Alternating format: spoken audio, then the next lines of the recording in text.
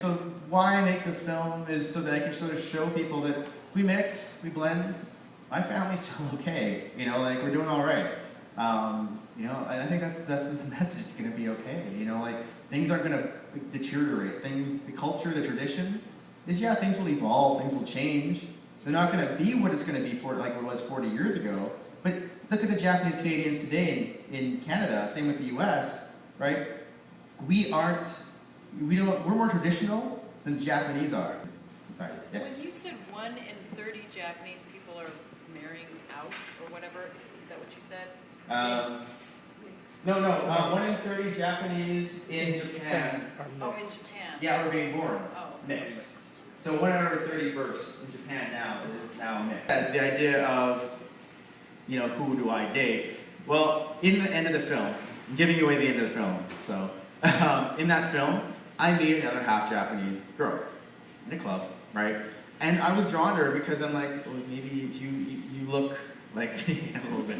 I think for someone who's mixed, you always are seeking a sense of finding someone who very much shares your similar experiences. Okay, back to sorry. Did you, like the parents, the half white, half Japanese parents were pretty non-committal, I thought, and I, as a Hapa, thank you. Okay. Yes, as a Hapa, Hapa radar went off, by the way. as a Hapa, my observation, and I'm being presumptuous, so forgive me for that, but sometimes when I see a Hapa family that's, there's the white person and the Asian person and the kid, I'm thinking those parents, they don't know who that child is. They don't understand that experience, No, they don't. No. And so I thought that was really interesting how you presented that, because they're like, oh, whatever. And then the kids are like, they're like on a different level, So was there any, when you brought up the idea of doing the film, did you get any kind of resistance or people were fine? Well, yeah, I think the family was all suspicious. Obviously, like, what are you doing? Why are you making this film? Right. The reason I think they trusted me was because I had made that 2005 film about being mixed myself. So I had already opened myself up. The screening I had in Kelowna, as I brought, like 80 of the family members came out to one big screening, sat down, and watched it together. And again, I was incredibly nervous. My grandmother was there, my grandfather was there, and sweating buckets again.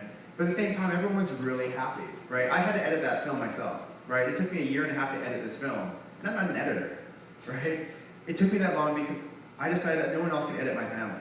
No one else is allowed to edit my family because I needed to make sure my family was properly represented because, if someone else is taking anything out of context I just couldn't live with myself, right? It's ironic.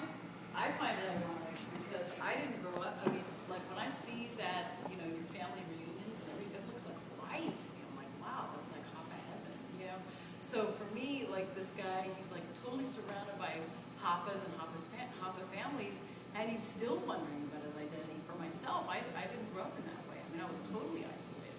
So it's incredible that you were still seeking that kind of connection, even though you're completely surrounded by a whole huge extended family. We didn't, as Because cousins, there was no discussion. No, there's never Because discussion. there was no discussion. And that's the problem. This is why I made this film, right?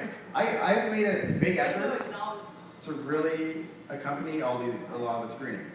Like, I'd say I do about 90% of the screenings, right? Because I want to carry this dialogue on. The greatest compliment, like I said, I get is when a family, after seeing this film, they come with a family. It's like Asian mother and European father, and they bring their kids, and they'll be driving home, and then mom will email me later saying, thank you for this film, because, like I said, my 14-year-old son and my 16-year-old daughter, who haven't spoken to me in like 2 years, talked to me for half an hour on the car ride home about how they identified for the first time in our entire history, right? And it was so enlightening to the parents to have that discussion.